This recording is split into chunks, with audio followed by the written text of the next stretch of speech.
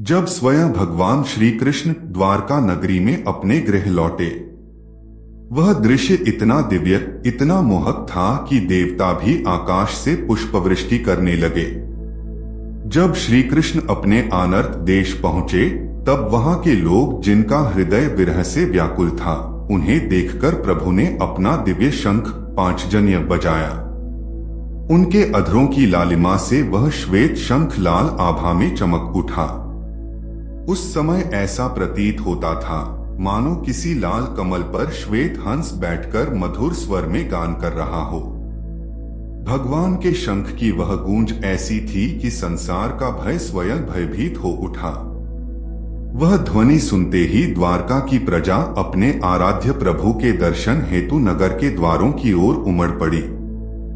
सबके मुख पर उत्साह था, हृदय में भक्ति की तरंगे थीं। भगवान आत्माराम हैं, उन्हें किसी वस्तु की आवश्यकता नहीं, फिर भी भक्तों का प्रेम देखकर वे करुणामय बन जाते हैं। लोगों ने दीप, पुष्प, फल, अक्षत और अर्घ्य से उनका स्वागत किया। प्रेम से पुलकित वाणी में सब गा उठे, स्वामिन, हम आपके चरणों को बारंबार प्रणाम करते हैं। आप ही हमारे पिता हैं, हमारे सुहृद हैं, हमारे गुरुदेव हैं। आपके बिना हम निःसहाय हैं और आपको पाकर हम धन्य हो गए हैं। उनके नेत्रों में भक्ति की आर्द्रता थी, उनके मुख से प्रेम के पुष्प झर रहे थे। सब बोले, हे कमलनयन श्री कृष्ण, जब आप मथुरा या हस्तिनापुर जाते हैं, तब आपके बिना हमारा एक एक क्षण युगों के समान लंबा हो जाता है। जैसे सूर्य बिना आंखें अंधकारमय हो जाती हैं, वैसे ही आपके बिना हमारे जीवन की ज्योति मंद पड़ जाती है। भगवान मुस्कुराए, वह मुस्कान मधुरता का सागर थी। अपनी कृपामयी दृष्टि से सब पर प्रेम वृष्टि करते हुए वे द्वारका में प्रवेश करने लगे। द्वारका, वह पवित्र पुरी जिसे स्वयं श्री कृष्ण ने समुद्र तट पर बसाया था, आज साक्षात वैकुंठ का रूप धारण कर चुकी थी। उसकी रक्षा यादव वंशी वीर मधु, भोज, दशारह, अंधक और वृष्णि कर रहे थे, जिनके पराक्रम की सीमा कोई न थी। उस नगरी के उद्यानों में फूल खिले थे, लताएं लहराती थीं, सरोवरों में कमल खिले थे।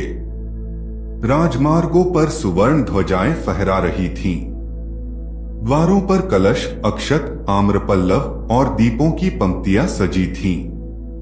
सड़कों को सुगंधित जल से धोया गया था और हर दिशा में मंगलध्वनि गूंज रही थी। उसी समय वसुदेव, अक्रूर, उग्रसेन, बलराम, प्रद्युम्न, चारुदेशन और सांब ने जब यह सुना कि उनके प्रिय श्री कृष्ण आ रहे हैं, तो आनंद से उनके हृदय उमड़ पड़े। सब कार्यों को त्याग कर वे मंगल सामग्री लेकर आगे बढ़े। शंख, तुरही और नगाड़ों की गूंज से वातावरण भर गया। सैकड़ों श्रेष्ठ स्त्रियां देवकन्याओं के समान शोभायमान पालकियों पर सवार होकर भगवान की अगवानी के लिए निकली। नर्तक, गायक, सूत, मागध और वंदिजनों ने प्रभु के गौरव का गान किया।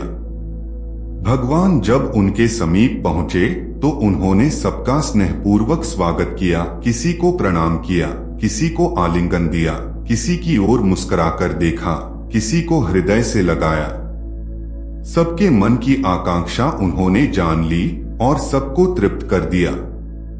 द्वारका की स्त्रियां अटारियों पर चढ़कर प्रभु का दर्शन करने लगी।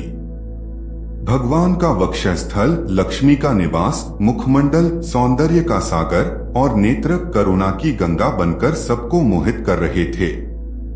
उनकी भुजाएं लोकपालों की शक्ति का आधार थीं और उनके चरण कमल भक्तों के हृदय की शरण स्थली।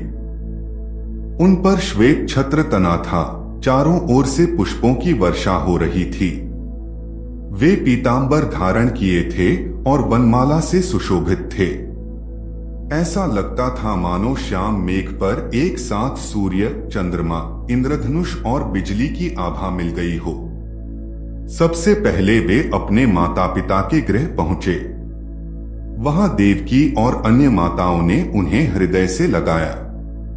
उनके नेत्रों से आनंदाश्रु झरने लगे और दूध की धार बह चली मातृ स्नेह से अभिषिक्त वह दृश्य अवर्णनीय था। फिर वे अपने महलों में गए, जहां उनकी 16,000 रानियां विरह में तपस्विनियों समान प्रतीक्षा कर रही थीं।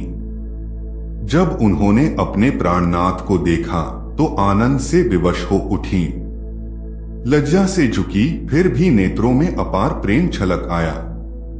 उन्होंने मन, नेत्र और पुत्रों के बहाने प्रभु को हृदय से आलिंगन किया। उनके नेत्रों से निकले आंसू संकोचवश रोके न जा सके, वे भक्ति की गंगा बन बह निकले। हे भक्तों, यही तो श्री कृष्ण की लीला है। वे परमेश्वर होकर भी मनुष्य के समान आचरण करते हैं, ताकि संसार प्रेम और भक्ति का अर्थ जान सके। वे असंग हैं, रमणीय कामिनियां भी उन्हें विचलित नहीं कर पाती, और यही उनकी भगवत्ता का प्रमाण है कि वे प्रकृति में रहते हुए भी प्रकृति से परे हैं। श्री परमात्मने नमः।